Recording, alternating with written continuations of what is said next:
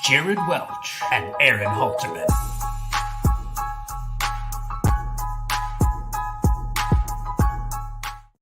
What is up? I'm Jared Welch. He's Aaron Halterman. It is Thursday, October 5th, and this is Bleaker's Office Up, man. What's up, guys? Everybody, it's gonna be a fun show today, man. I kind of complained about September last week. It's gone, and October's here, and this is an awesome weekend. It doesn't get much better than this weekend. Yeah, and the chat's already popping here. Everyone's fired up. There's a lot. There's a lot going on this weekend, and obviously, I mean, it's obviously you talked about it. It's the final weekend of preps for the Breeders' Cup, at least official preps over here. We have 14, 15 between Friday and Sunday, between Aqueduct, Gulfstream's in there with one, Keeneland, and of course Santa Anita. It's it. I mean, this is it. And it does after that. I mean, we've already started prepping the Breeders' Cup, content and the guide stuff, and it's just between, really once that last horse crosses the wire on Sunday, you're just completely shifting over to how am I finding these Breeders' Cup winners. Yep, going to be fun to go through them, and like I said, you're going to finally, I shouldn't say finally, but you're going to really know the fields in the next week or two. Pretty good idea, and of course, they're all going to change as we go along, but you're going to have a good idea who's going to run. And like I said, it's just it's a fun time of year once you get to this weekend, especially after a little bit of a lull, admittedly, and now you're kind of back to where this is big. They're big time races. The big tracks are back running. I know we got Santa Anita back last week, and boy, that was nice having it back. There's weather that's not terrible at Belmont, so we'll have it going. And then, of course, Keeneland, obviously, just a big time meet. Ooh, look at that. Shoddy, are you really going to do it? I'll believe it when I see it. I've heard yes and no and yes and no, so we'll see. Yeah, last I heard, I checked with Halterman about the old meetup thing we were going to do, or you were going to schedule for us. The next thing I know, you weren't coming. Now you are coming. And so I don't know. Just tell us where to be and when to be there, as long as it's not Friday night, Shoddy. That's That's my specifications. I wouldn't get too excited. I think she'll go and not go 3 more times between now and then. If you stay tuned to all the shows, the Magic Mike show later on, she's not going on the Magic Mike show. So we'll do, she's double entered, right? That's double entered. Yeah, right. As we see. I'm so fucking tired. We gotta stop doing that. There's got to be a rule against double entering horses, because it's like this weekend in particular is so bad, where you have, Brad Cox horses entered everywhere, every track it seems like, and trying to figure out where everybody's going. And so Shoddy, we're not, until we see the horse on the field or on the track, so to speak, we're not getting excited about it. I think it's fair to say that, right? So she even admits it. It's fair at this point. Yeah. If you're not there, we're done. Okay. As long as we're not sending her off to the breeding shed, right? Well, okay. I'm not going there, so I'm not doing it. Listen, Rodney, we are not. I mean, we get press credentials, so we just kind of float around the whole place. So, just got to hit us up, and we'll definitely be able to meet. And we go to the press area. Well, Halterman doesn't go to the press area, but I occasionally do if I need to do something or sit down or get a drink. We'll have Magic in there grinding away for us. But just hit us up. We'll be around. That's kind of the best part about when we go to the track, especially these big days, is we go everywhere. So yep. Okay, we got to talk about something. There's lots to talk about, but we got to talk about this big thing here coming up. By the way, Shoddy, we'll get to the Turtles update here coming up. We have a game tonight, assuming it's not rained out. But listen, running for purse money only. So you tell the story, because you're more plugged into it than I am, but I know the details of it, or the basic details of it.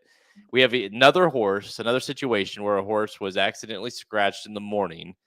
And then fixed and not scratched. But because of that, now the horse is going to have to run for purse money only. This seems to be happening more and more lately. Thoughts? Well, here's the thing. Well, yeah, basically what happened is a horse was mistakenly scratched out of the race for about 2 minutes. Okay. on the website. So instead of just saying, probably nobody saw it, or hey, maybe somebody did see it, just maybe we'll put in big letters, is running now, anything like that. Right? No, just scratched, but it will only run for purse money only, not scratch, but only run for purse money only. I mean, it's ridiculous. But this is it. This is it. This happens a lot, right? It's something every day with NYRA right now. Like yesterday, the tote board wouldn't flash the right numbers. It's nuts. And so anyway, here we go again. And it's just another situation where it's crazy that we scratch a horse for literally a couple of minutes, and now it can't run for anything other than purse money only. You can't bet on the horse. You tell me. I don't know. It's just the funniest part about it is that we have and again we see it all the time as well when especially it felt like it happened every day at Saratoga this meet where it was like 5 minutes. 5 minutes is generous. 2 minutes before post, they're off the turf, and now you've got to, before the pick 5 starts or whatever. That's fine.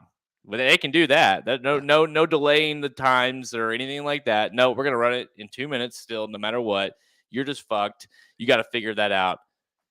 But when a horse is scratched accidentally, by the way, by user error, when it's scratched like 6 hours before 8 hours before the race or whatever, depending on the race it is, that horse can't run or can't be used. It's asinine. Like it's, we were talking about it before the show. It's like, we hate to keep bashing on horse racing in general. NYRA seems like to be the front of it. But it's like, when you tee it up for us, what are we supposed to do? Well, it's a joke. We can't not talk about it when we go on the air and half the chat. That's all they want to talk about. Well, we are that. Why do we do these shows? For people that like horse racing. What are people in horse racing talking about? This. Well, are we really doing a service to people if we just ignore it? No. And here's the deal. And then this is listen.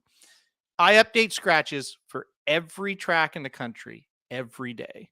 So what I'm getting at here is I am constantly refreshing those pages to get those scratches. Neither time this has happened the last 2 times have I seen the horse that was scratched for a couple of seconds scratched. I would be one of the most likely people in the country to see it, and I didn't even see it, right? Because I refresh that thing every couple of minutes until they come out. So that shows you it wasn't 30 minutes being listed. It wasn't an hour being listed. Literally a couple of minutes, and then they took it right off and corrected it. I mean, that would almost be, to me, would almost be like if I updated a scratch, say for our website, and I put the wrong horse on there to win, and then a minute later I caught it and I changed it, I just wouldn't give a horse. I would just write on that race, I gave out the wrong horse, so now you can't see any picks for this race because I made this error. Like, that's how fucking stupid it is. Yeah. Am I wrong? Is that a stupid comparison? Or would that kind of be like, could you imagine coming to our site and be like, race 3 at Belmont, the Big A, it says, oh, I messed up, so now you can't see my picks because I made a mistake. What? Yeah. By the way, it happened 3 hours ago. Right. Yeah, exactly.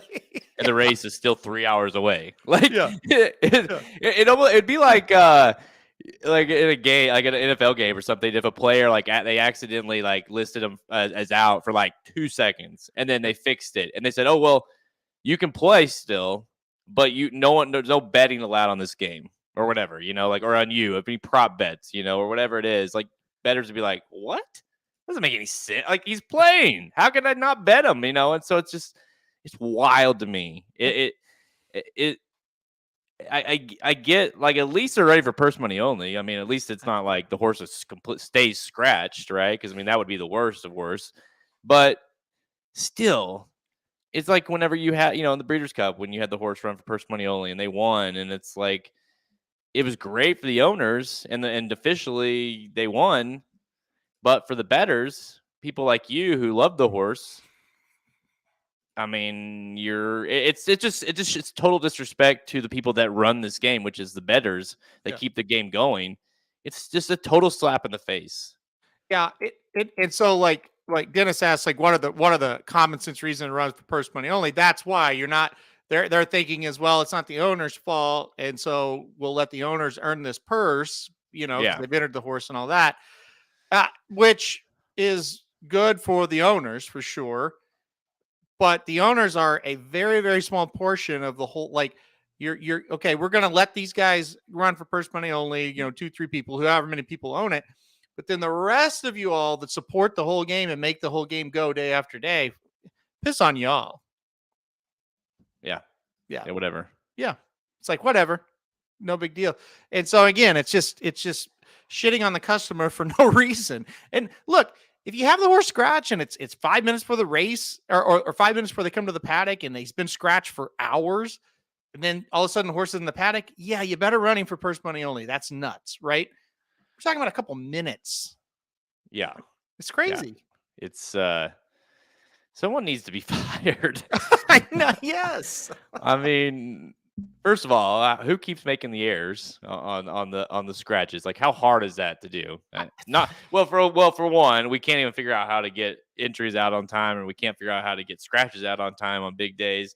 So surely we can't figure out how to select the right horses to list, that there are and are not scratched. But I mean, at this point, I saw that whenever Magic sent it to us. It was, and it's funny how we're like, how like you see so much. If you see so much shit, you become accustomed to it. So you're just kind of like, yeah, that sounds about right. Yeah, like not surprised by that move at all. No. Like That makes sense. Yep. Yeah, it's like, oh yeah, I believe that happened. Then yesterday you had the dead heat thing with the horses where it had the wrong horses listed, like what Pratt claimed foul to wasn't even the right. It was just like, what is happening in New York? You just laugh. I mean, and again, you felt bad for him last weekend because of the weather, but then they do like the dumbest things. Like, okay, the weather's bad. I get it. That is tough when that happens, especially when you're trying to run races on the turf. And then we force a Sunday day of racing when we probably shouldn't have ran and the turf wasn't ready. So then we just cancel a race. It cancels a bunch of bets. And it's just like, guys, did you not see this was going to happen? Like, I get it. The weather's bad. You're going to have to adjust. But why did you do it like that? It's so dumb. Yeah, it was weird. Like, it just like, oh, we're gonna move these races to this day and this rate. And then, by the way, it's just like, dude, it's not that hard. Cancel the card, move it to this day, and be done with it. So Rodney's asking, so what happens when a horse wins that race that only races for purse money only? As bettors, we're supposed to pretend like it didn't happen. Basically, what would happen is in that situation, and what happened when Modern Games did it at the Breeders' Cup, the second place horse is the winner when it comes to betting. Which was, I can't remember who, that McPeak horse or something. Was it McPeak? Yeah, McPeak's horse. I can't remember it either who won that race because he was so far back. Yeah, like if you had so this just to kind of like put that into full circle there, like let's pretend so like they go to the winner's circle, not the second place, but Godolphin and everybody goes to the winner's circle. Modern Games won the race, like that all happened. But if you had that horse in everything and you get no credit for it. And I don't believe that was the second choice. So you wouldn't have gotten that horse anyways, like if by default. And so you just became, and by the way, it happened late, right? It wasn't like you had time to prep for that. It happened right before the race. Yes. And it was the last race. Yep. And so you were fucked. Unless you used that horse, you were all of a sudden. Oh, remember that? It was that real shitty. It was some weak ass favorite. Yep. Behind that horse, and it didn't run worth a shit, and that you got. So here's what happened, because I was singled and alive, and it was the last race of the day, like Jared said, and I was singled to Modern Games because, I mean, if you go back any podcast about Modern Games, I love them, right? I was singled to him. He scratches, so now I am defaulted to whoever goes off as the favorite in the race. But I'm singled, so I have no other coverage. So I get Dakota Gold. Yeah, Dakota Gold is now my single. He goes off to the favorite. Dakota Gold, I don't know. I think there was like 12 horses in the race. Was probably like my 8th or 9th horse that I liked in the race. Yeah. Now, if a horse scratches for a reason that is legit, it's like, look, it's bad luck, but I get it. I mean, it's just what happens. But that be single to Modern Games, to see Modern Games win the race by like 2 lengths, just cruise on by. No, I think he was paying like $900 or no, it's $1,200. I think the pick 5 was paying to Modern Games. And to see that happen and me win it and I lose, it was the worst feeling. And also on a day like the Breeders' Cup, you get a lot of new players. And so people were emailing us that night while we were doing the live show. Like, what is happening? What's going on? I have the ticket. Like, that horse won. It was just insane. So yeah, I got Dakota Gold. Tiz the Bomb was the horse that quote unquote won the race.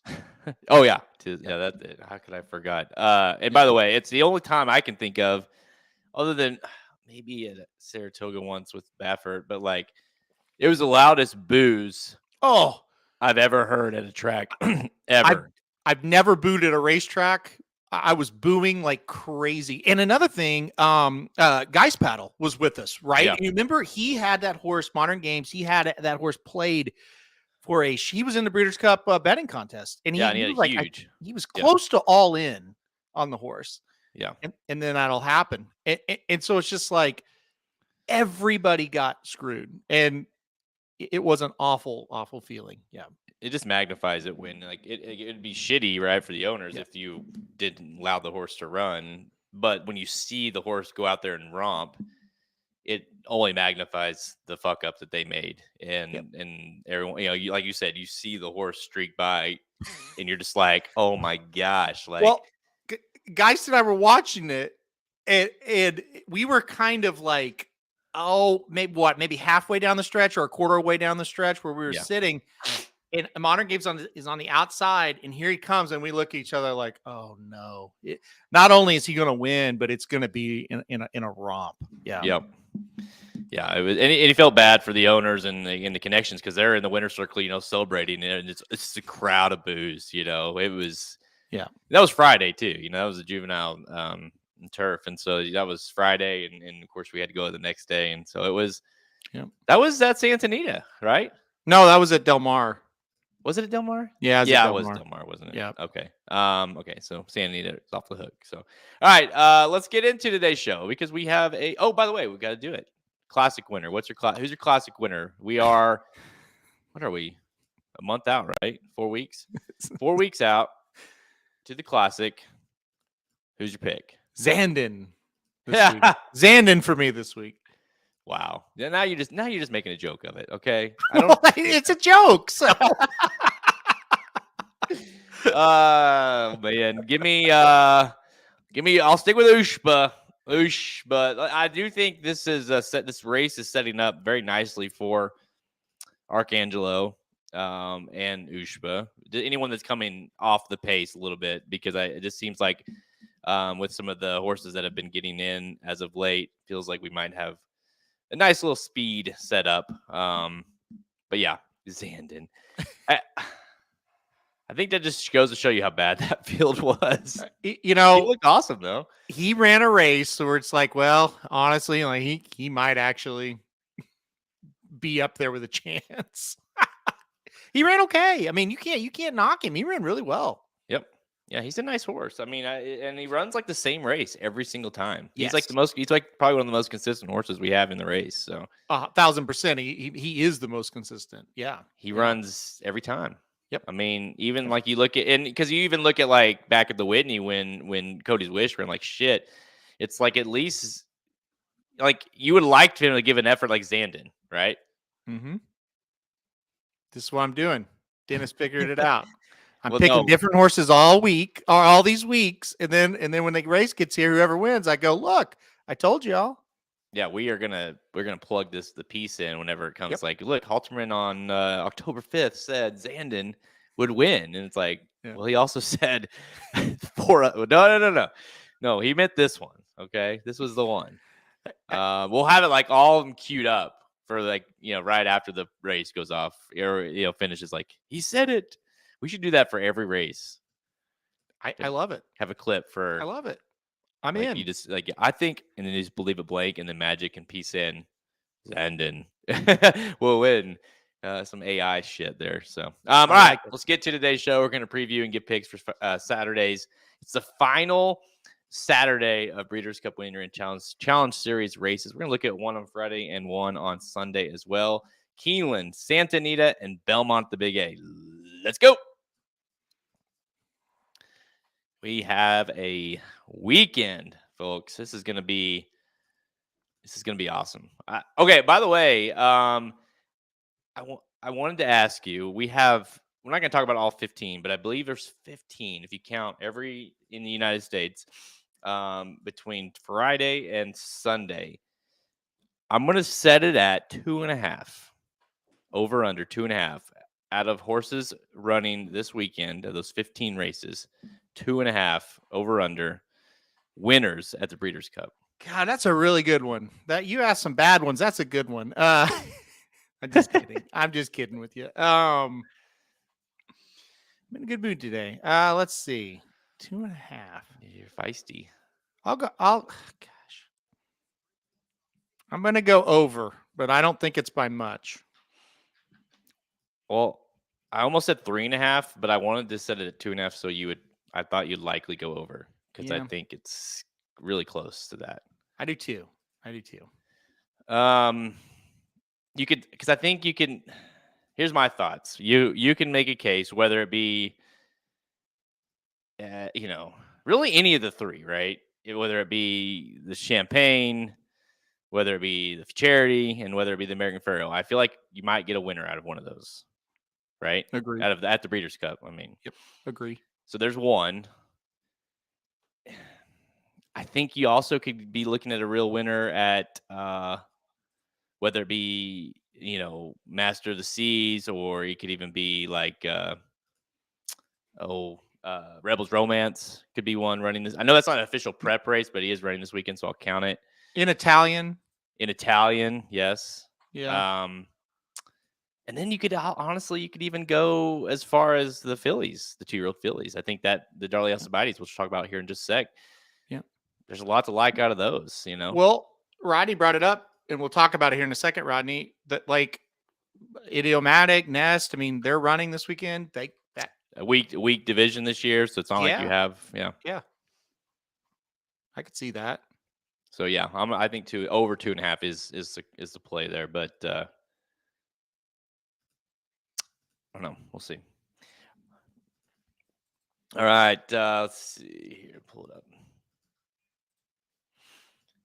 All right, tons of races all weekend long, Friday to Sunday, all these Breeders' Cup. We're going to focus on, so there's several in here that are good races. The First Lady, obviously a key one at Keeneland on Saturday that we will not cover because it's not an official Breeders' Cup race. But if you want our analysis and how exactly Halterman and I are playing that, make sure you go to racingdudes.com and go get your hands on the Coolmore Turf Mile betting Bible. It's available right now. As soon as I'm done with the show, I'm going to upload the final version. It's got myself and Halterman's bets for Saturday, the entire card, as well as top 4 picks from everybody at racingdudes.com for the entire card as well. So make sure you go get your hands on that. And by the way, we're offering an awesome deal right now. If you subscribe to any of our monthly packages, as low as $70 a month, not only does it get you access to our premium picks for a month, but it also is going to get you access between now. If you do it between now and Saturday, you'll get access to 3 upcoming wagering guides absolutely free. It's $130 value. You get the one this weekend, the Coolmore Turf Mile. You'll get the upcoming Breeders' Cup 14 trends. And then you'll get, of course, the betting Bible for the Breeders' Cup, which is going to be a huge one. All that is for free if you are an active subscriber. So go get your hands on a subscription right now at racingdudes.com, and you'll get those free in your dashboard. It's the best deal we've had all year. All right. But let's start at Friday. Let's go to Friday. We're going to do one race on Friday, which, I'm kind of the ones not on Saturday where I'm going to mention are kind of the key ones I thought that, could have some implications at the Breeders' Cup. Race 9 at Keeneland on Friday. The Darley Alcibiades Stakes is grade 1, 600K, mile 16th. For fillies, 2-year-olds. It is a field of 9 as of now. It is a win and you're in for the juvenile fillies, the Breeders' Cup juvenile fillies at Santa Anita. Field of 9, like I mentioned, and I kind of mentioned this in the opening. You got a bunch of horses for Brad Cox that are double entered. From what I've been told, the 8 Emery is going to run in New York. in the Frizette. So I don't believe Emery's going to be here. We'll obviously stay tuned to find out exactly. But let's assume that she's out because I believe that's the case. Who do you like here? Yeah, I think you're going to be right about that. Look, I think it's a 2-horse race between Vivi's Dream and Brightwork. I ended up going Brightwork on top. I just think this horse has just checked all the boxes so far. And I mean, not that Vivi's Dream hasn't. She's been good, but Brightwork, man, I thought the race last time out, Ways and Means came up to that horse. I thought we were going to have a real showdown. Brightwork just kind of turned her away. I think she's going to be awfully, awfully tough to beat. So, yeah, give me the 7 to kick us off here. This will be a really, really good race tomorrow on Friday, but I think the 7 gets it done. Well, okay. Well, hopefully between the two of us, one of us will get this right because I am going the other one. Yep. And listen, to be fair, before I knew that Emery was gonna run in New York, that was my pick. And so, spoiler alert, we'll stay tuned for that race here in a second. But so because I didn't love I got away with one last time playing Vivi's Dream. I feel like at a short price, McPeak, right? You stole that one, or I stole that one. It's like, can he do it again? That 2 times in a row. But man, that Pocahontas was awesome. Like really, really good, and like I think would have won the Iroquois that day as well. Vivi's Dream would have. So I get the Brightwork beat her last time they faced, or the only time they faced in the debutante, but that was going 6 furlongs. To me, Vivi's Dream is a horse that is going to get better. Maybe not going past the mile and 8th, but I think mile 16th here, especially, she'll just be just fine. But it's hard to go. I mean, Brightwork hasn't lost. I just feel like with her, again, like I've been against her pretty much every race, right? And so it's like, why jump on board now? It just feels like she's not gone off the favorite in any of her races, so she's obviously been overlooked. She's out. I think she's running better than people are expecting, and I just kind of feel like it's a matter of time before the carpet gets pulled out. Yep. I think that it's very possible that this is the race where the carpet does get pulled out, but I kind of thought that last time and it didn't happen. I know. Irad's here, and I think that's a really good sign that Irad's coming in to ride. So I just feel like if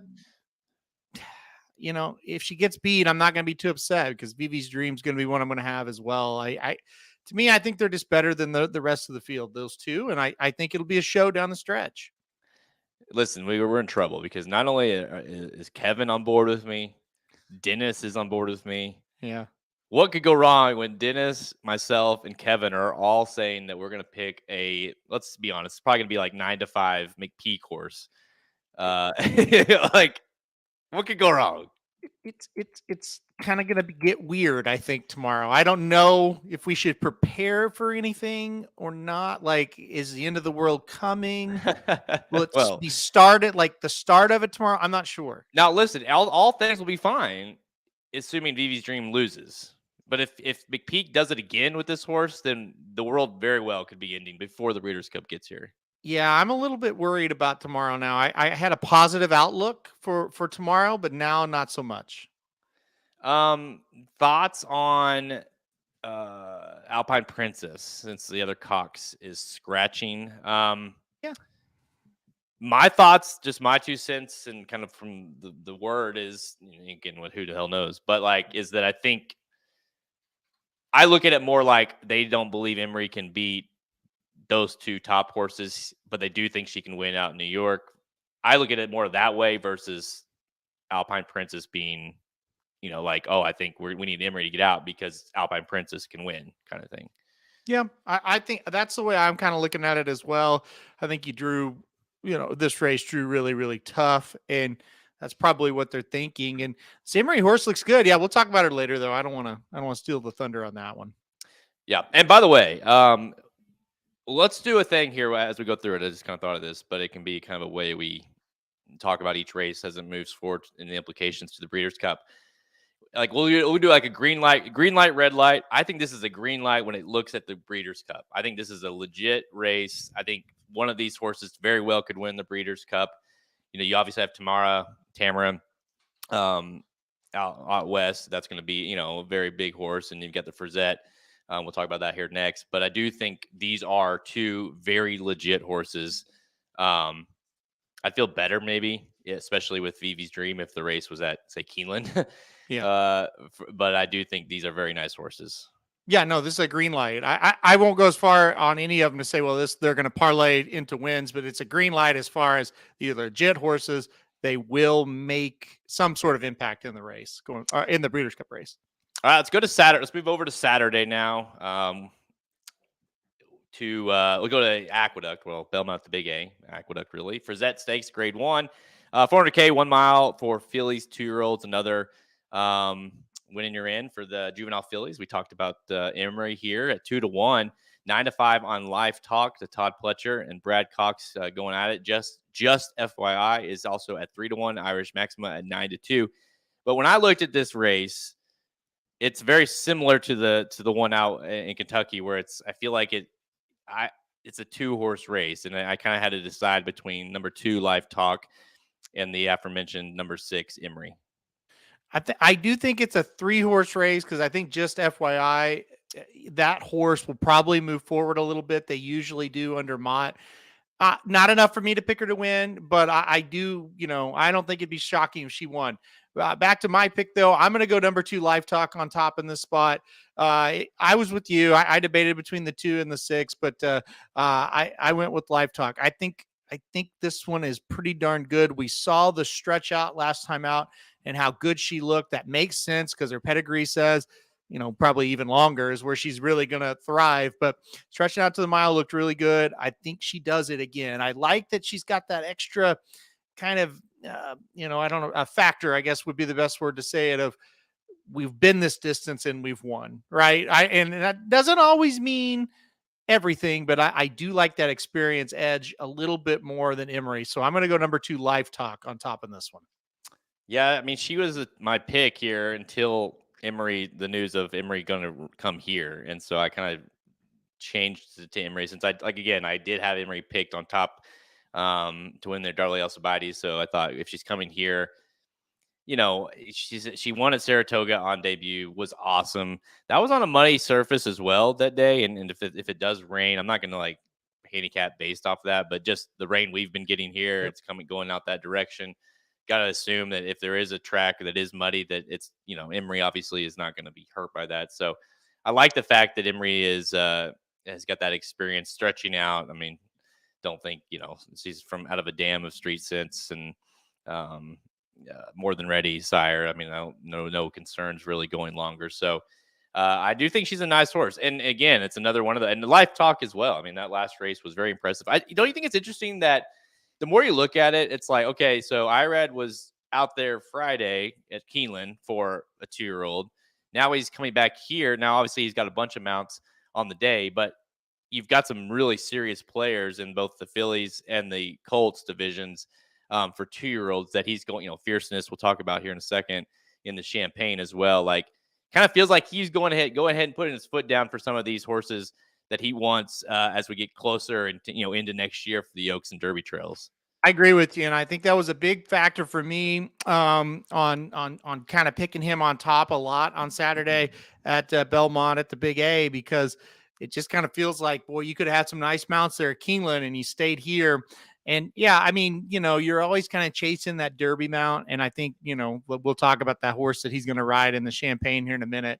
Yeah, I think that the 2 juveniles here are a big reason why he stayed. I think they both have got talent, and I just don't think he wanted to lose those mounts. Yeah, and he's going to travel across the country to make sure he keeps them. All right, let's go. Let's go to, by the way, I am on Emery. You are on who? On Life Talk. All right, so let's go to nut race 8 on the card, the Champagne Grade 1. We're 500K going 1 mile for 2-year-olds. This is a Breeders' Cup juvenile, FanDuel juvenile win, and you're in. Field of 8 lined up. Fierceness, your 6-5 favorite for Todd Pletcher, Irad Ortiz, we mentioned, on the mount. Halterin, you and I were there live in person to see this horse, and it was something special when this horse dominated at Saratoga. By the way, you had a little track specialty as well. Comes here, you got to think will only be better as they get longer down, not just this race, but down the trail. Fierceness is a legit colt, 6-5. Is that where you're going? Yeah, I'm really excited about Fierceness. I have not obviously been very creative yet on this show. That it will come, I guess. But yeah, I'm pretty excited about this horse. You talked about it. Horses by City of Light. So, I think going a mile is going to be really good. But out of a state thirsty mare, so maybe able to get a little bit longer than a mile 16th, mile and an eighth even. I really like the number 6 Fierceness. I think he is the real deal in a major way. To me, he gets out in front. He kind of dominates this group. So I like him a lot here. If it is, the track's muddy or sloppy or whatever, the horse did win on an off track on debut, so should be fine. And we saw, I remember sitting there talking about this when the track was muddy last time when we were there. Like, I don't know, it's muddy track. And I was like, well, City of Light didn't have any trouble over a sloppy track in the Pegasus that day. So maybe it's actually going to help him that it's wet. And I don't think you could say it hurt him. That's for sure. So I like him. I'm super high on him. We'll see. I mean, that was step 1. Now we got step 2 here in Champaign. Kevin, I believe Timberlake is running here. I do too. That's the word. And so with that, Timberlake running here versus, we'll talk about that race coming up in the Breeders' Futurity out at Keeneland. Let's talk about him real quick, because this is a horse that went off the favorite of the hopeful, definitely ran the best of not Nutella. What do you make of that race? Because he ran such a nice race when he broke his maiden, ran an 87 buyer, won by 9. The hopeful came back so weak. He got a 69 buyer. He regressed 20 points on the buyer scale. Do you make that as like, that was just a weird race? Or, because I do think he could be the one that could rebound greatly in this race. Yeah, we're going to find out. I remember being over the moon excited about that race. I thought it was going to be such a good race. And even when the numbers, because numbers I don't care all that much about, but, even watching it live, I thought that was bad. They stopped. Everybody stopped. And so now a lot of horses coming out of that are going to run this weekend. We see a bunch of them, Timberlake being the top one, like you said. And we're going to find out. Was that just a weird race, or were those horses just kind of overrated? I don't know one way or another. I don't know really what to do with them. I still like Timberlake. If Fierceness wasn't in this race, Timberlake I'd probably put on top, but it's hard to trust anything that came out of it. But like I said, BU's going to run back. Gold Sweep's running back in this race. Just Deal's running back. Valentine Candy. A lot of horses are coming out of that race. So we'll see if that was just kind of a blip on the radar, or if maybe that group just wasn't very good. Yeah, I mean, it doesn't sound like we're going to see. The only one we're not going to see is Nutella, but it definitely feels like we're going to find something now. And you got to think, I kind of live off that was so bad that he can't be that bad. I agree. If he would have ran, if they would have, came home and he got an 80 buyer or something, or an 85, you'd be like, well, he regressed, but maybe these aren't very good. But that was so bad and so low. Just didn't make any sense that it could be that bad. So I do think that horse is certainly going to have some value in this race. But you and I are both going number 6, Fierceness, and I'll green light this one as well. Yeah, all 3 so far have been green lights for me. I guess we forgot to do the Frizette, but I think we got a green light as well. Let's see if it stays. I'm not sure it's going to stay. Let's go back to Keeneland for Saturday, and we're going to start with race 7, the Thoroughbred Club of America, the TCA Stakes. Grade 2, we're $350K for going 6 furlongs for fillies, mares, 3-year-olds and up.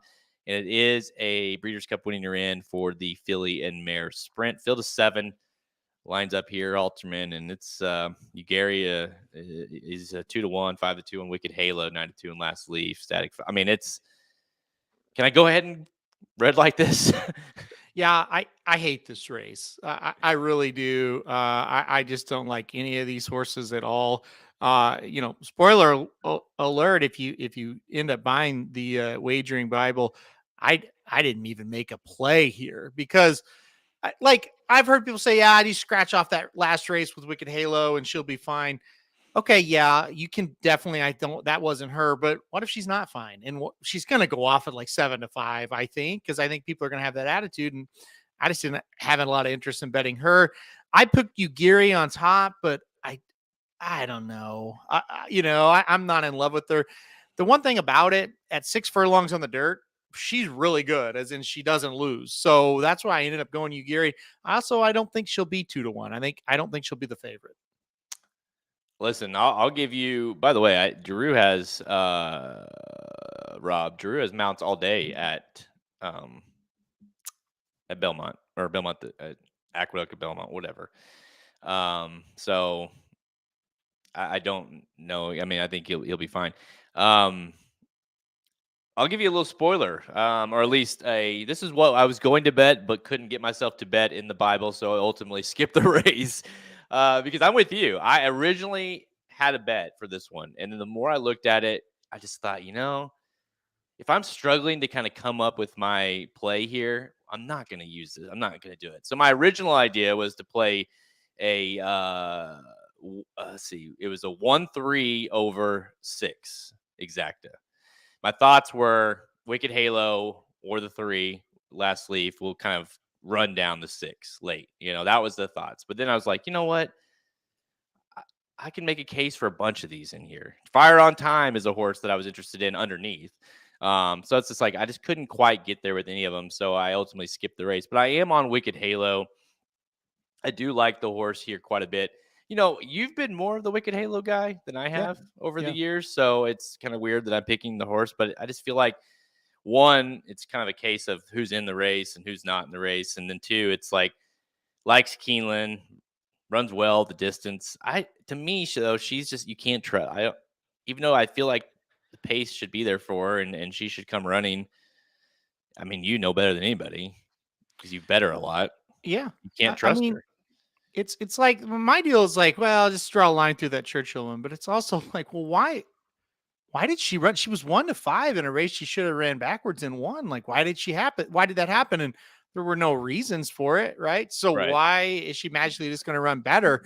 I mean, she might, but that was really unlike her. And sometimes when they go bad, they just go bad for a while. And I was turned off enough because, you like said, I'm a bigger fan of hers than you.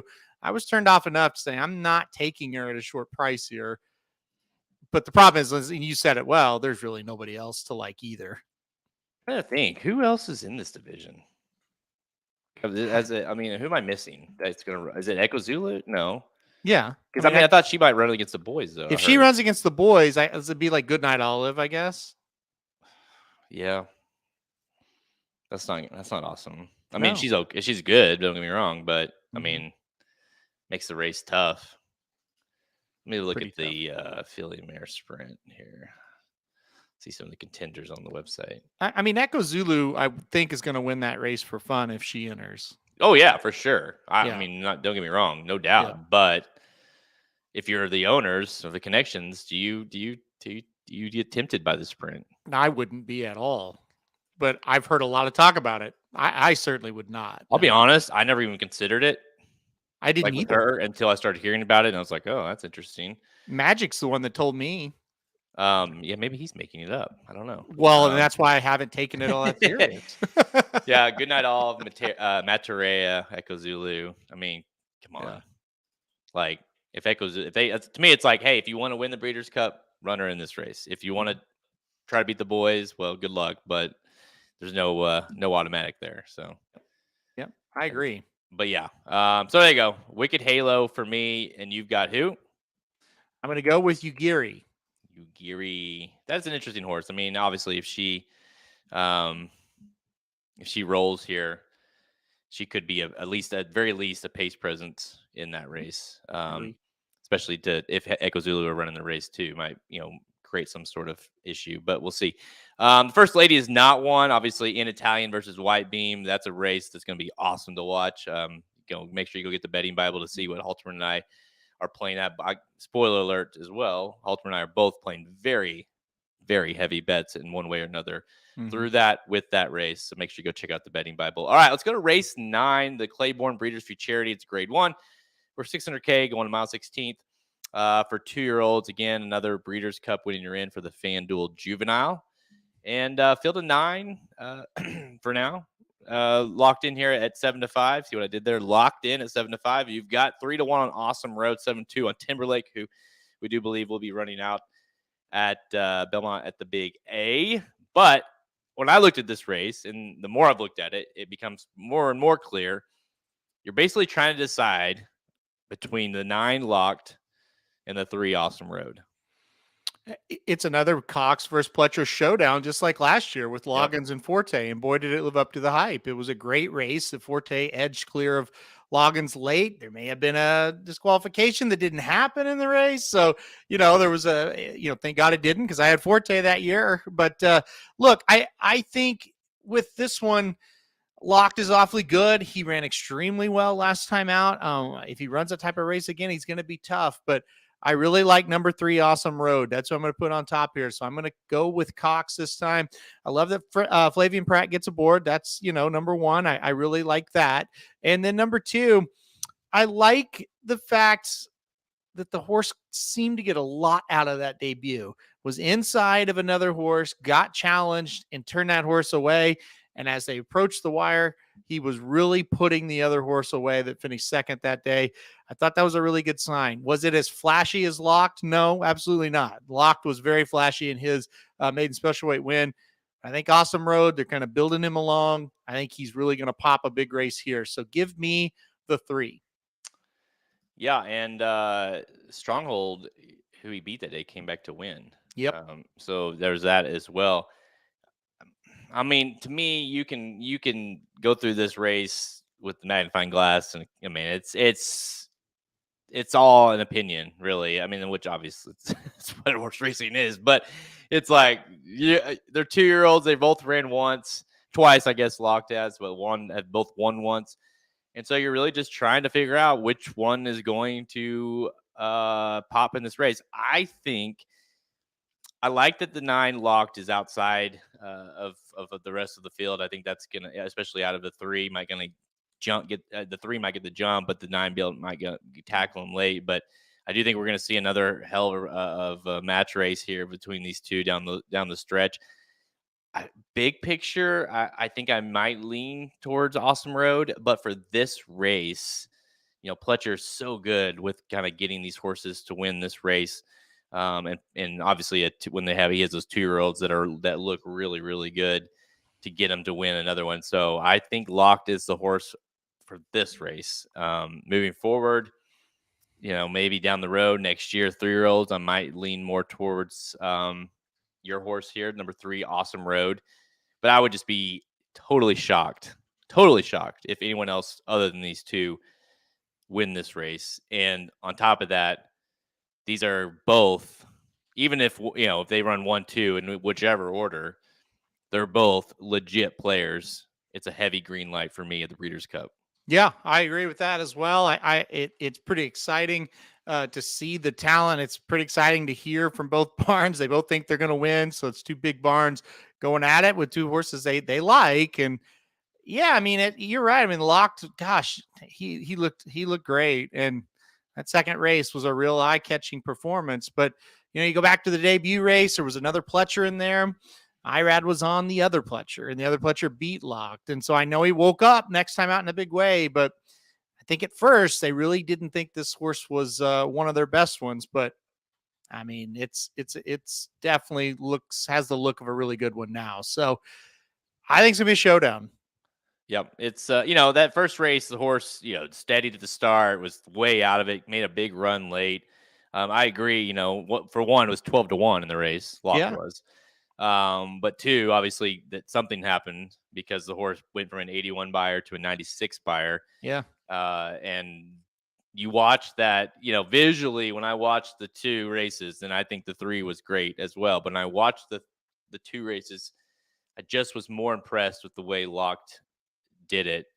Certainly stretching out to the mile that day as well. So I think the mile to the mile 16th, I don't think is going to be an issue for either one of these. Quality road for the 3, Gun Runner out of a Malibu Moon mare for the 9 Locked. And so I do think, distance for either one of them is not going to be a concern, but I could I could see a case where the 3 looks like a winner, and then here comes the 9 and kind of coming late, grinds, gets by late in the race. But, I tried to use both of them as much as I could in the betting Bible just because even though I really liked Locked, would not be surprised whatsoever if it goes the other way around. So, Yep. Gonna be a hell of a race to watch, and it goes without saying, but you should be betting it. But if you're not betting it, at least watch it because it's going to have implications for the Breeders' Cup. All right, let's go to the next race here. We go right to the another Grade 1 Coolmore Turf Mile,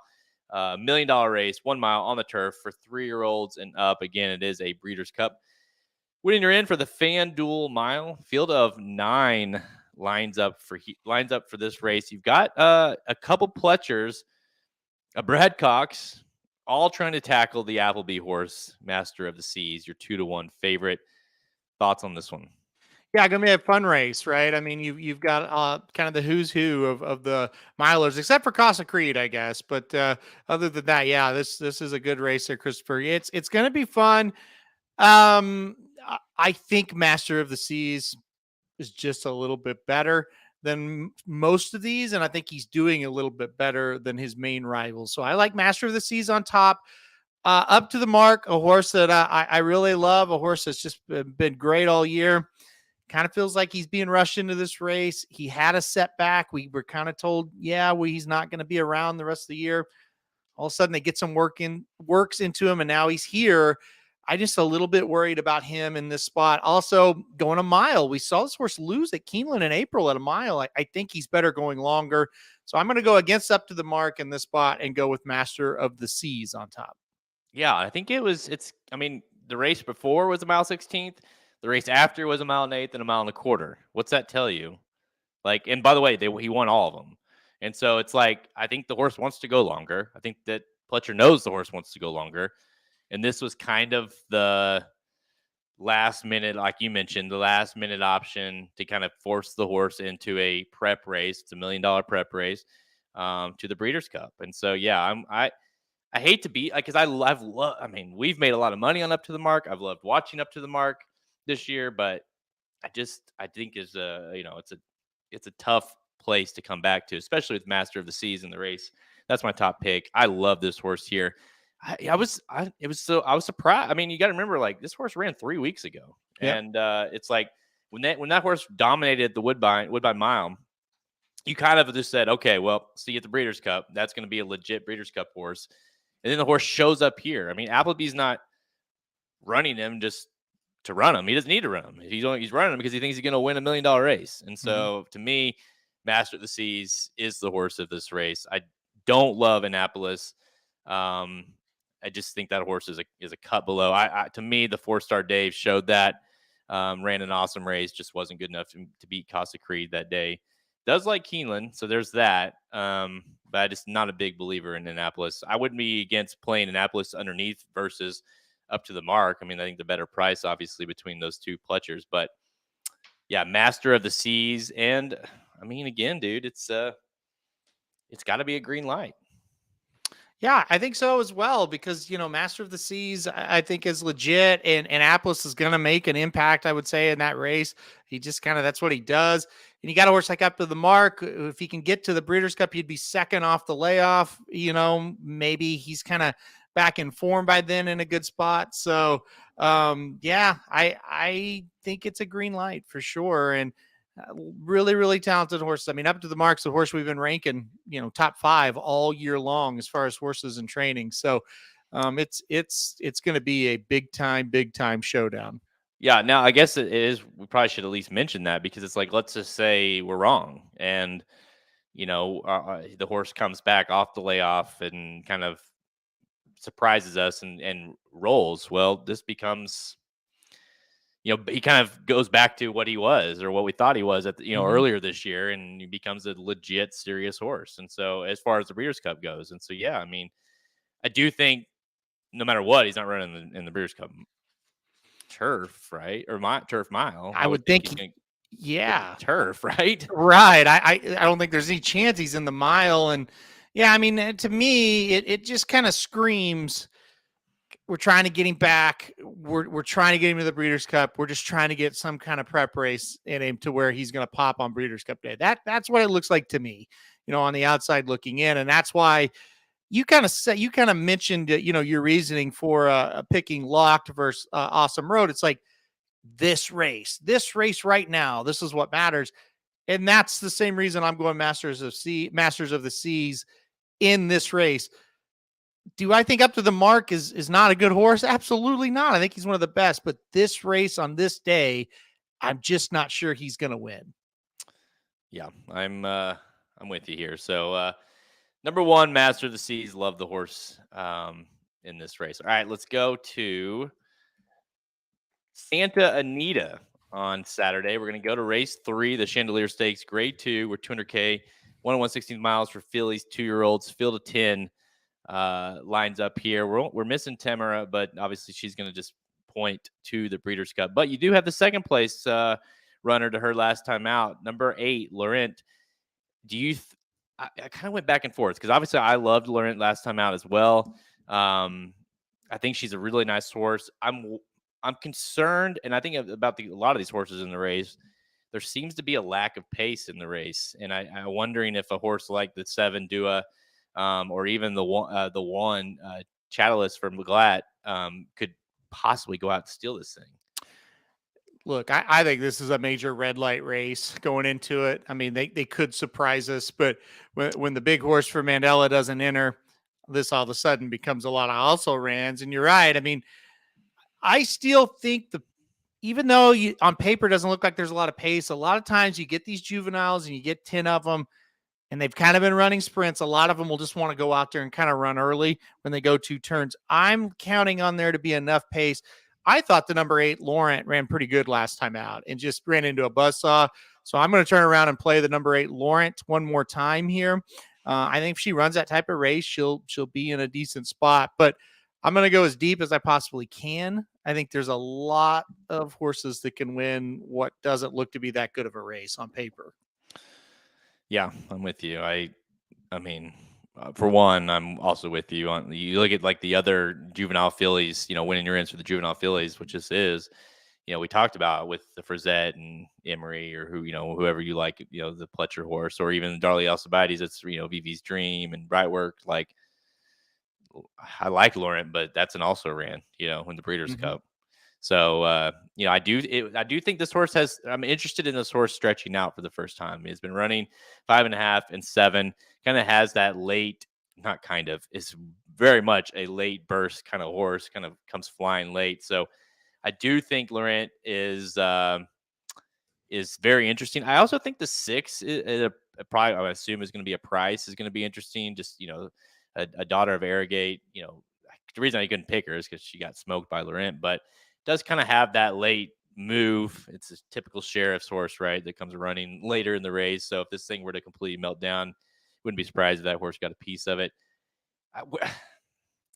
Dua to me is just so that's one that you're gonna have to take a stand with Dua. I mean, one way or another, because typical Baffert horse, you got to think it's going to stretch out, going to go to the speed, going to be speed.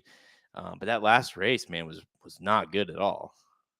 No, it wasn't good at all. I do think I do think she should be better stretching out. Like the pedigree says, we got to go long. We got to go long. So this is her shot.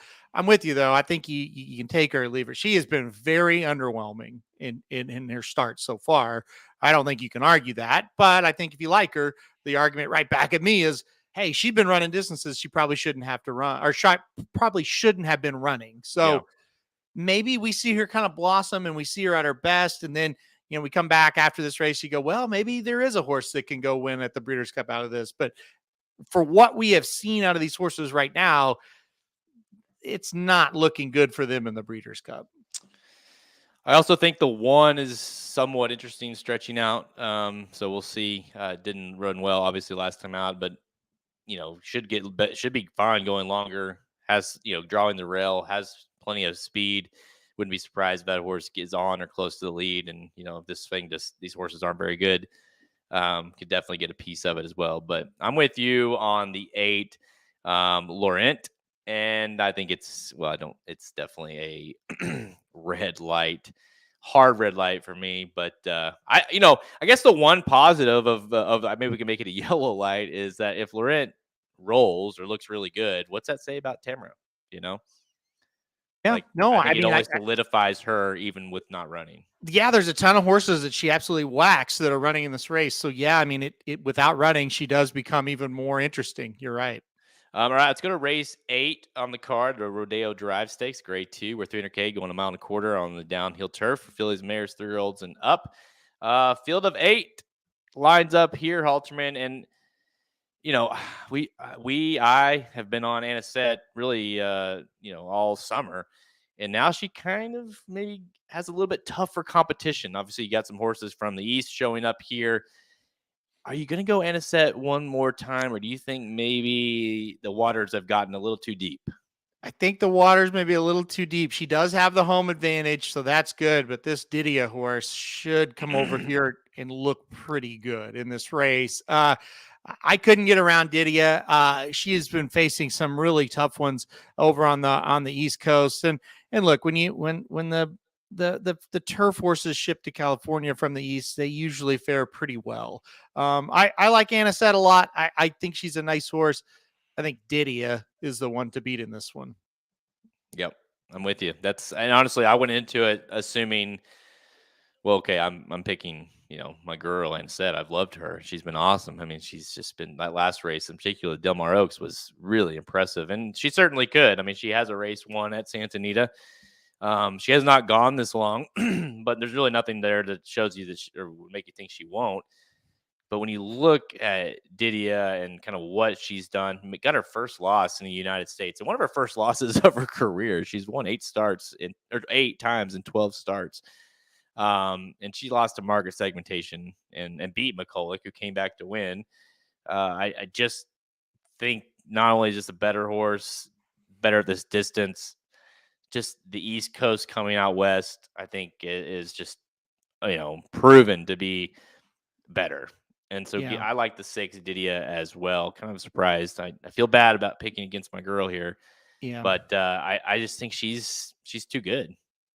So the way I kind of looked at it, say market segmentation would have been in this race, I would have singled. Would you have singled if if it was market? Yeah. So I mean Didia, I think is very similar to market segmentation. So Yeah, and she was coming. I mean, she was there. I mean, yeah, she was flying late. And I don't know, no matter what numbers you look at, I don't know how, I know depending on what you look at, but Didia is a standout. Yep. I mean, like Didia runs consistent mid 90s buyers, and as good as Anisette looked last time out, she earned a 91 buyer, and I just think she's a tad below that Just horse. a And tad. you know what? To be honest, we see that a lot with Mhm. these West Coast horses that have turf horses, I should say, in particular, that look so good, and then you kind of merge the East and West together, and you realize, oh well, they're not. They're West Coast good. Yeah, and I think sometimes people hear that and be like, "Oh, you guys are the East or whatever." First of all, we're in the Midwest. We don't like either coast, to be completely honest. And secondly, that's just how it is. Like usually, the California dirt horses are really tough when they go east, and the East Coast turf horses are really tough when they go west. It's not a bias. It's not anything. That's just how that usually plays out. I agree. All right, what do you? It's a win and you're in for the Maker's Mark Filly and Mare Turf. It is out west, so now we have all these. These are races going to be ran at the Breeders' Cup track. Didia, you green lighting this race because of her? Can we yellow light it? You can yellow light it. I'm going to yellow light it with the idea of I'm not quite sure who is going to be in the race, right? Like in Italian, I think we'll go to the turf mile. So it's probably going to be like overseas horses, and I don't really know who's going to be here. So I'll yellow light this one. I don't think these horses are going to be impossible. I just don't think they're likely. There's no even though this horse is a standout here, it's not like Didia is going to be a standout at the Breeders' Cup. No. By any means. sorry, not to cut you off. The one thing I think all of us need to kind of pause about when we start throwing out horses this year that have ran in races where we don't usually play them. Let's remember, at least as we sit here right now, there's not a lot of stars in this Breeders' Cup, right? So a horse like Didia, past years, probably near like, yeah, not real excited. She might do it this year, right? There's not that big star. Now, this weekend could provide us a little more clarity on that, but there's not those unbeatable horses in these divisions this year. Do you think that is going to be more of a like a okay, there's no clear horses or no clear stars this year, or very few. So that makes the ones that do look pretty good even more of a standout. Yeah. Or do you look at it more like there aren't really that clear stars? So even a horse like Didia, who might be a standout, is no, is not really that big of a standout, and it could definitely be an upset. I think if you look at this last weekend and you see a few horses that really jump off the screen, I think it makes them really tough at the Breeders' Cup. The thing is, we've waited all year for a horse to kind of be impressive, and they just haven't been. So, hopefully we see something like that, but I'm not holding my breath. I think this year what we have is what we have, and it's just a lot of horses that aren't bad, but a lot of horses that aren't stars, really. It just feels like, and I mean, in Italian, I mean, we'll see what she does this weekend, but I guess it feels like there's going to be like one Chad Brown horse that maybe wins one of the turf. But other than that, you can basically count on internationals winning every turf race because we just don't have that. We don't have any standouts. I mean, you look at the 2-year-old turf races so far. It's like the two at Belmont at the Big A yesterday. They ran them on Wednesday. It's like, yeah, they're not very good. So, but there's more to come. But yes, long way of saying I agree with what you're saying.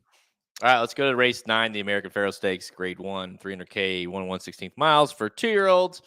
Prince of Monaco, obviously not going to run here, but you get the next best, right? And Muth, a field of 8, lines up here, and Muth is going to probably more than likely be your favorite of this race after finishing second to Prince of Monaco last time out. Muth has kind of been that weird horse. It's like, oh, he's going to run here. He's going to run there. But then it turns out he never didn't run anywhere until here. So last time we saw this horse was August 13th.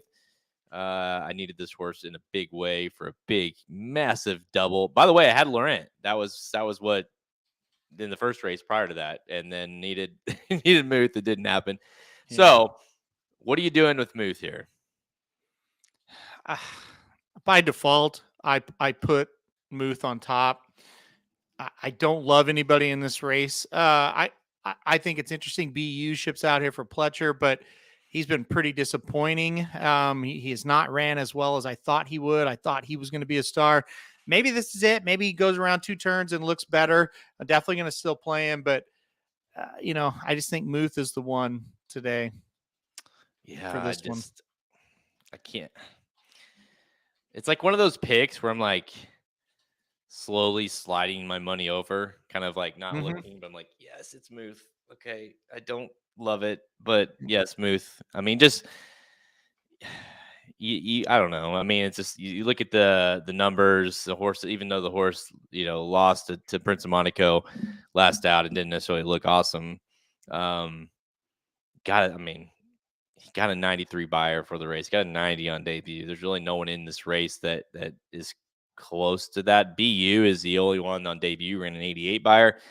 I guess we can talk about Pletcher sending this one out. You talked about BU a little bit earlier with Locked on that debut race. This was like the Pletcher that I read was the favorite of that race.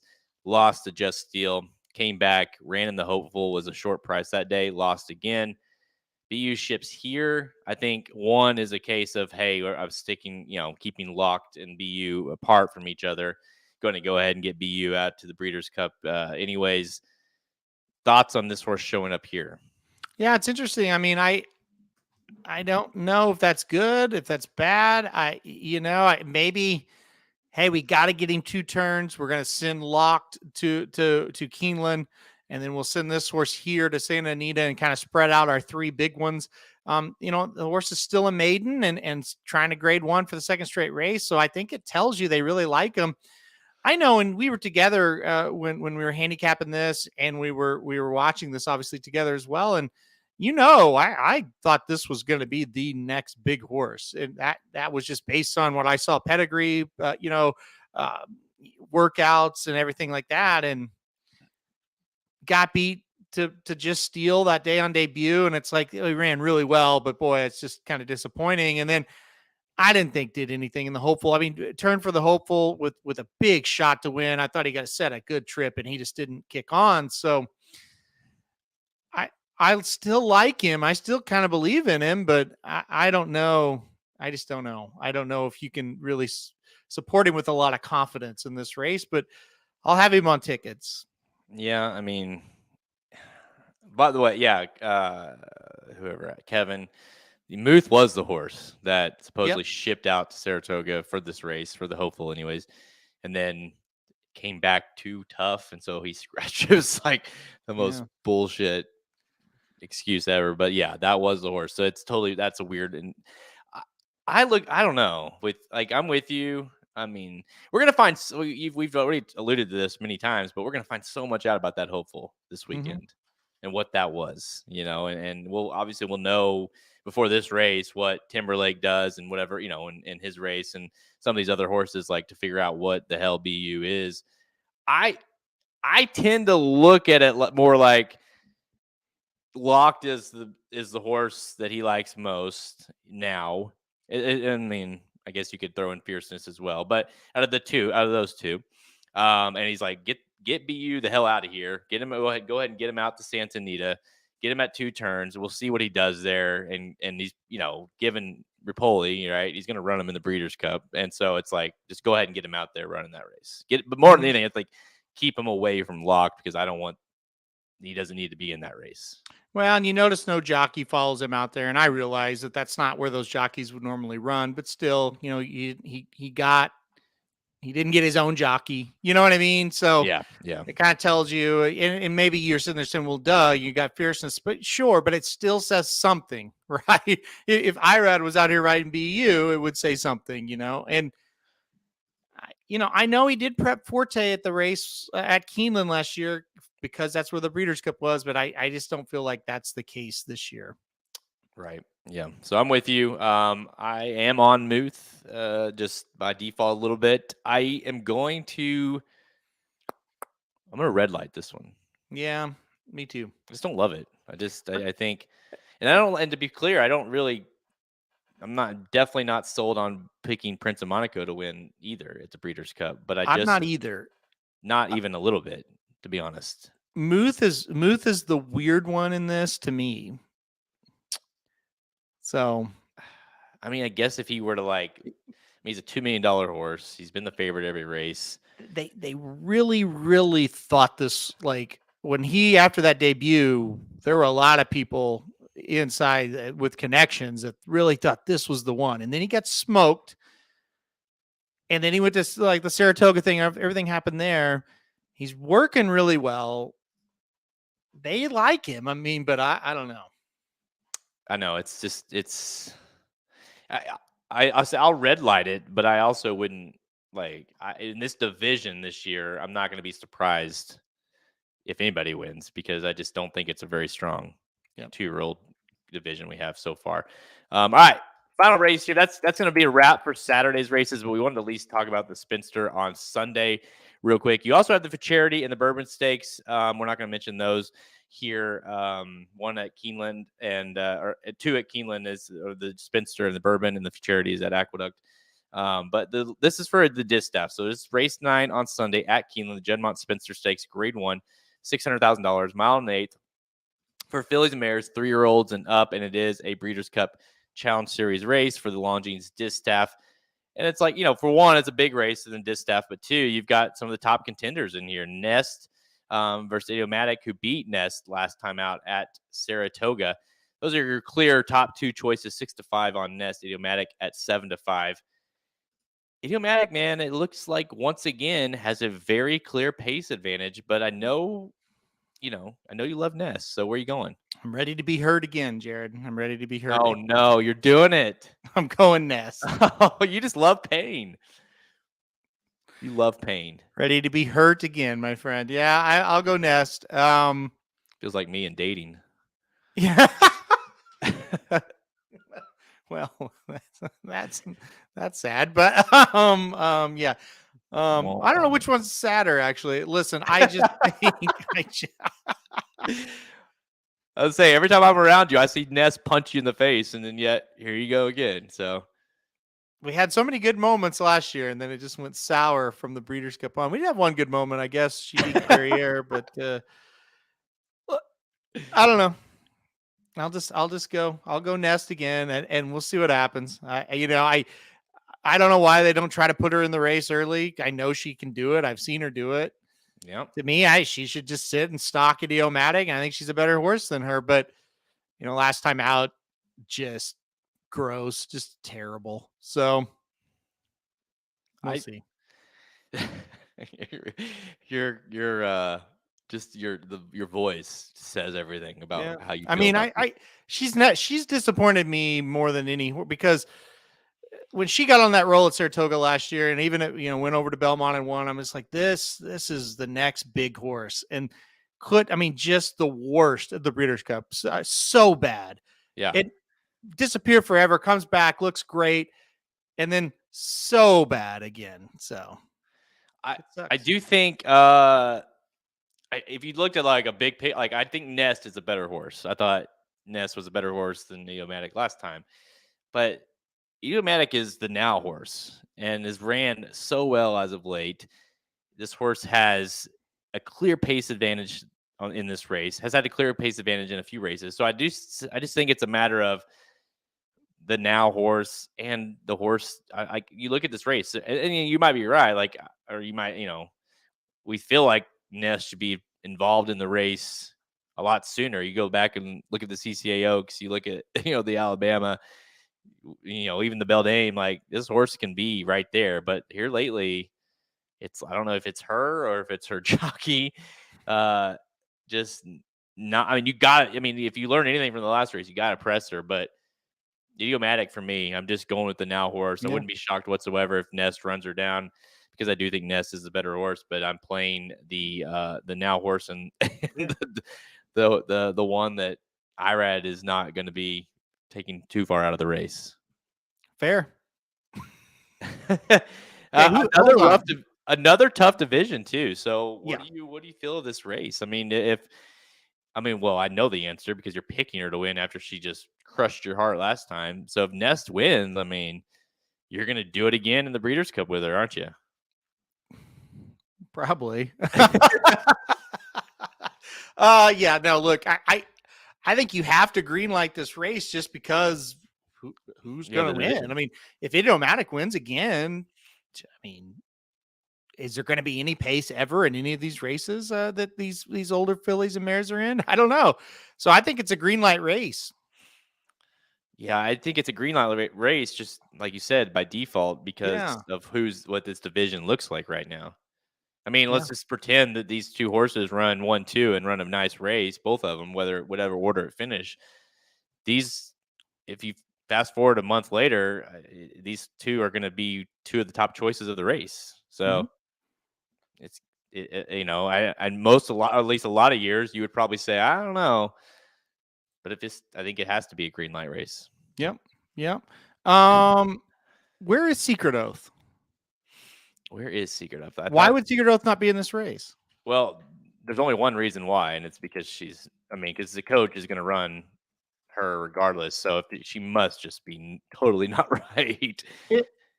There's the Beldame Sunday at Belmont the Big A. If she's not entered there, then something's up. She has worked. She's worked steady. Yeah, she's been working. She's had really 4 straight works. And working well. 3 straight bullets from Secret Oath at Churchill Downs. So yeah, you would think. I don't know. Lucas says he wants to space out her races. That's a bad sign if he said that. Yeah, because He's the opposite of that. Yeah, but that would be smart. But I that's interesting. He's typically more like, I want to run her 6 times between now and the Breeders' Cup. Yeah. So, Yeah. I don't know. She needed a break for sure, but it kind of makes you wonder if, and that's the thing we've always said about Lucas horses is you got to get on them when they're right. They're Yeah. when they're they can be tough, but when they're not right, man, they're hard to believe in. So, I think her not showing up in these races I would not feel confident in, if assuming we're not going to see her between now and the Breeders' Cup, kind of waiting all this time. By the way, after she's been curb stomped multiple times, being like, oh, now she's going to win at the Breeders' Cup. Would it shock me? Not really, because who she's trained by. We've seen it before, but I'll let my money. I'll let myself get beat and just be happy for her if she wins. Yeah, we'll see what happens with her. That's it's interesting. She's not in any of these preps, so I hope she wins. But I don't know. I'm a little bit worried about that. All right, for this one here on Sunday, Halterman's got the 3 Nest. He loves Punishment, and number 2 for me, Idiomatic. It's funny. The hey, we're gonna space out the races. Then you go look at her resume, and they literally spaced out the races once her whole life. Not only does he not space them out, he runs her against the boys. He runs. I mean, it's just he runs her in every possible spot he can. Yeah. Not great. So I mean, I'm looking through it. Yeah, no. The one time that she had a little time was between the Breeders' Cup and the next year, but that I don't necessarily count that. Yeah, did give her 2 months and she ran second. So, well, that's just it. I mean, like she's literally. Kevin says he was interviewed at Saratoga saying he thinks he may have overdone it on her in the past. You think? It's crazy. He's like 90 years old. He's not going to change now. So I can't believe he said that. Yeah, may have. I would agree with what he said. slight overdone. Mm-hmm. Oh, man. No, all right, guys, we have check us out at racingdudes.com for our free picks. And, of course, our premium selections on the products page at racingdudes.com. Click the Get Racing Dudes Premium button at the menu. And you can also go get the Coolmore Turf Betting Bible, now available at racingdudes.com. Again, that is available now. And if you go subscribe, you can get 1, 2, 3 upcoming wagering guides. That one, the 14 trends to the Breeders' Cup, and, of course, the Breeders' Cup Betting Bible, all free at the website at racingdudes.com. So make sure you head on over there and get your access to that now. We're on Twitter at racing_dudes, Instagram, and Facebook. You can find all episodes of Blinkers Off by visiting our podcast page, Apple Podcast, Google Podcast, Spotify, all the places you listen to. We are there. I have not seen any live from the Magic Mike. What are they doing? Do you know what the Magic Mike show's doing? I think they're doing Keeneland. I'm going to assume the Keeneland late pick 5 preview coming up at 4 p.m. Central Time. So stay tuned for that.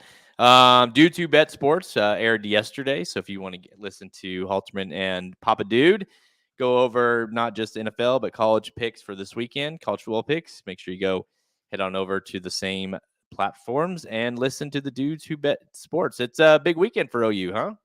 Yeah, big weekend. Definitely a big weekend. We'll see what happens. It's measuring stick time. We're definitely better than we were last year. We'll find out how much better though, because this is a different test this week. We've played nobody, and we're playing somebody this week, so we'll see. I can tell you though. I mean, again, I'm not as plugged into college. I'm not even close to what I am with NFL, but it definitely feels like OU has done. They have done a good job. So like I'm like, okay, maybe. Didn't think they were going to be very good, and now it seems like they're doing all the things right.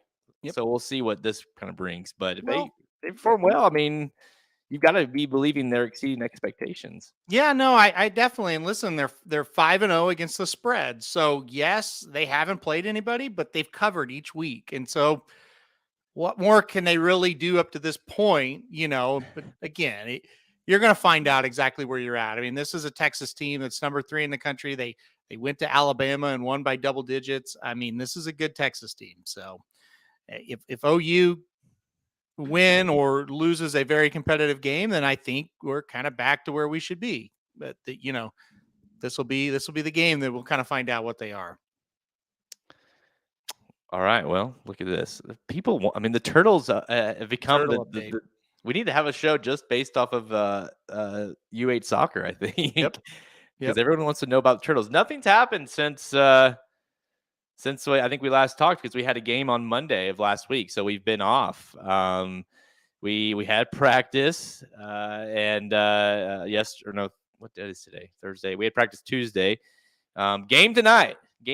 We have who do we play here? We play the Turtles at Dynamite at 6:50 tonight.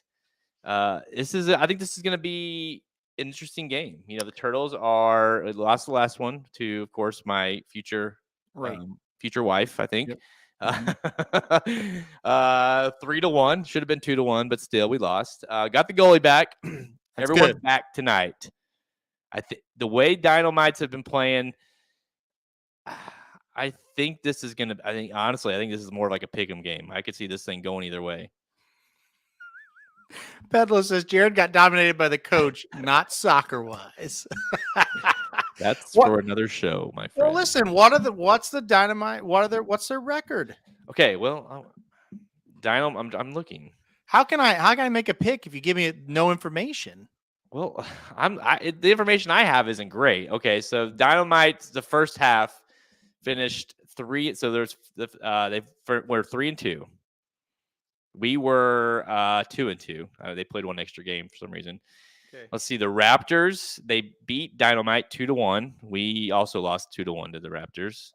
Okay. Let's see. Dynamite got beat again to whoever Vesco is. We haven't played Vesco. Vesco's pretty damn good though. Looking at the Shanks, they beat the Shanks 3-1. We lost to the Shanks. That's my girlfriend's team. We lost to the Shanks. So there you go. There's the closest comparison I can give you. Vesco beat Dynamite 3-2. The next week, Vesco beat the Shanks, who we lost to. Dynamite 3, Turtles 2. I think. Okay, here's another one. Here's another one for you. We beat the. Oh, here's a good one. We beat the Austin 4-1. Okay. Dynamite beat Austin 8-0. Now you're in big trouble. I'll say 3-2. You guys are pretty good defensively, and I think that'll keep it close. But I kind of think. By the way, the Shanks. What the hell? Anyway, by the way, listen up. It's not the Shanks. That might be my last name, but we're the real Raptors. Oh, so it's the Raptors. Yeah. Remember, she's the one that got mad at me because I said, "Well, it says Shanks," but yeah. Listen, I think the Dynamite get it done. Is it Dynamite or is it Dynamite? Kevin's got it right. It's Dynamite. Okay. Exactly. I don't know if you got access to the schedule, Kevin, but that is exactly how it's spelled. So I think this team is all about having fun. I bet they're freewheeling. They're probably not going to be nervous or uptight. So I think 3-2. I think it's 3-1 most of the game. You get a late goal, kind of make it close. You have to sweat it out a minute if you're the Dynamite, but I think they get it done. So 3-2 Dynamite for me tonight. Yeah, I'll be honest with you, man. I'm losing. I feel like I've lost the locker room. Okay. Yeah. I don't feel good. My team, this happens a lot, but for whatever reason, like I can barely get kids at practice. Like they're not at practice. I had to scrimmage against the team because it was 5 of them versus me, because that's literally all I had at practice was 5 kids. So it just feels, the game was. They didn't show up. They were tired last week. They were slow. I don't like it. I think we're going to struggle tonight, to be honest with you. Rob says Commanders -6 and Turtles team total under. Well, listen, they're 6 and you got a 6 or 7 or however old they are, and you're not. I don't think you're relating to the team anymore. I think maybe get a 12-year-old to coach them. They might relate more to them. Yeah, we don't go into Halloween. We got 2 weeks left. Thank goodness. Oh, so it's almost over. Okay. We got 2 weeks after this week, so 3 games total left. Okay. I'm ready. It's been a long season. It's been a tumultuous season, man. We've been back and forth. I thought you said skanks at first too, and they are hard to keep engaged. Yeah, I'm gonna say he's right. I'm gonna say it's like a 3-1 type game. We lose. You're picking against them. That's and you okay. So you just on air publicly picked against your own team, and then you wonder why you've lost the locker room. I feel like this has turned into a therapy session for you. Come watch one of my practices and you will understand. Because last week you're really mad because this lady was like talking shit about you. Then you start explaining, and everybody in the chat goes, "Jared, she's flirting with you, dude." And you missed that sign. Like you're missing things, man. I don't know. No, I've given up on. She really took the wind out of my sails last week. I feel like things were going fine until this encounter, and I feel like she's gotten to you. Yeah, and not in the good ways like Pedlo was talking about earlier. In the bad ways. That didn't. Yeah. that did or did not happen. So I don't know. I'll give it this. We are tough. We do play well on defense. I got a couple kids that actually go after the ball, but I just she did. Yeah. By the way, just as an update, I have not accepted the friend request. So we'll see. I accepted it. No. yeah. Alternate her. I didn't notice you guys are friends now. So yeah, right. Yeah. No. So Turtles, there's your update. Next game after this weekend. What is our next game? We play Tuesday. So here we won't have another update. So we play the Sidekicks that game. So we have 2 games. We can 2-game preview here. Turtles versus Sidekicks on Tuesday. Yeah. Let's see what they're talking about here. I'm gonna guess this team isn't very good, but go ahead. Sidekicks beat the team Vesco 6-0 or 6-3. I'm sorry. Oh, okay. Let's look at the first half because that's the tail of the tape right there. Oh shit. Okay, Sidekicks are gonna beat us, guys. Okay. Sidekicks beat the Pandas, who are the best team in the league, 2-1. We are screwed. I'd say that's gonna be 4-0 Sidekicks then, but I'm not a fan of them. At least, yeah. Dumb name. We do play the Vesco team in the last game of the year, and they're not good. So I think we got a chance with them, but 500 record maybe. Yeah. Yeah, I do. I'm worried about going. I'm worried about finishing this. This is what happened last year. We had a decent first half, and the second half we just fell apart. Well, it's a coaching problem. Well, that's 100% the coach. It's Breeders' Cup season. I get busy. I don't care about. I care less about the Turtles and more about the horses. So you're great in September, but October it all falls apart. You know what's bad? When I've even lost my son the other day. He was like, because I'm taking my boys like on a trip right after the game, and he's like, "Dad, can we just like cancel the game?" I'm like, "No, you can't cancel the game, but you can tell where his mind's going to be tonight." So he's my best player too. So I think this is a sign that he doesn't really care to be playing. He's just like, can we just stop? Like, what? We're still playing? What? Yeah, no. That's it though. It's like, what? I knew I signed up for soccer, but I didn't realize it'd be 8 weeks. You know, it's like, this sucks. So I do think we need to get Halterman at one of these games at some point. Just because I don't know. Like you're betting on these games, but you don't really understand what these games are about. You need to show up and see just how bad it is. It's kind of like if I watched it, it would ruin it for me. Let me have my thought process. That's true. You definitely have it more built up in your head than it is, for sure. Yeah. Halterman on the sidelines, like just him, that'd be hilarious. I could be on a live show, just be like, geez, this is awful. I got to get out of here. He'd be the adult over there, dropping F-bombs and getting kicked out of the game. What the fuck, Cohen? Come on. No. All right. That's the Turtles update. Good luck to the Turtles tonight, 6:50. Be there or be square. Okay. Alterman will be there. I'll be square. I'll give you an update after the game.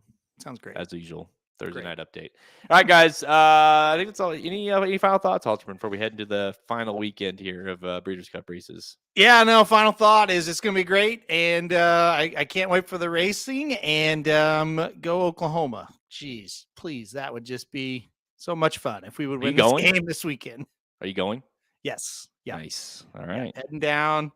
I'm not really nervous because I don't expect to win, but if we're in the fourth quarter and that game's close, boy, that's going to be nerve-wracking because I would love to win this game because this would be extra sweet if we could beat Texas this year because they think they're going to the national title, and if we could go down there and beat them, man, that'd be a big feather in our caps for sure.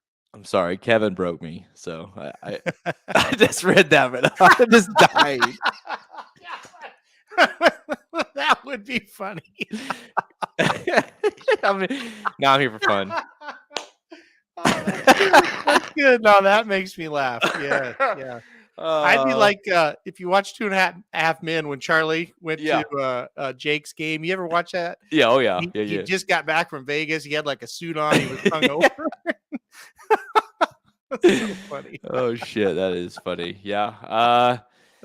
Yeah, it would be funny to see OU beat them, especially considering OU doesn't have it doesn't, at least didn't go into the season thinking they would be in Texas does. So those games are, from my perspective, it always feels like no matter how good or bad either side is, it's always it's just like Chiefs Raiders or whatever. Like it's just no matter how good or bad each side is, it's always a good game. The worst Oklahoma team maybe in the history of the whole school went down to Texas and beat them one year when Texas won the Big 12 championship. 1996 overtime. James Allen scored to win the game for Oklahoma. Oklahoma won 3 games that year. They were awful. They hadn't won a game. They'd lost to Tulsa that year. Went down to the Cotton Bowl and won. And that's that game in a nutshell. Anything can happen when they kick that one off. It's a crazy. I can't overstate it enough that the atmosphere down there, it's just different. It's just different. All right. Well, there you go. Go Oklahoma. Boomer. Yep. Not until we win. I'm not going to say it back. Okay. Okay. All right, guys. I'm Jared Welch. He's Aaron Halterman. Enjoy this final weekend of Breeders' Cup preps. Good luck this weekend, guys. Thank you for listening to another episode of Blinkers Off. Join our horse racing community at racingdudes.com and follow us on Twitter at racing_dudes. Want to make money betting horses? Bet with the Racing Dudes.